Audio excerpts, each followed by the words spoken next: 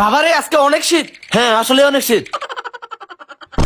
এই শীতের সকালে কিভাবে যে মুখটা ধুবো আইডিয়া। এখন আর আমার একটু ঠান্ডা লাগবে না।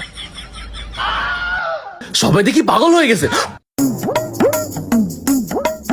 কি ব্যাপার জেদনি, শীত লাগতেছে না কেন? এই জেদনি এদিকে একটু আয় তো। কি রে তোর শীত লাগছে না? আমার শীত লাগবে? No way. কিভাবে? আরে আমি এমন একটা জিনিস করছি, সব শীত চলে গেছে। কি? পরে বলবো নি। দাঁড়া তোকে মজা দেখাচ্ছি। এই জয় আনন্দ এদিকে আয়। এই বিপ্লব এদিকে আয়। কি হয়েছে কি হয়েছে?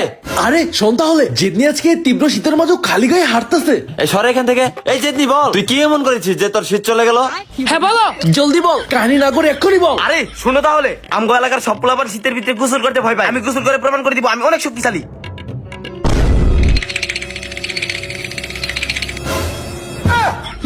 তাহলে তুই কে?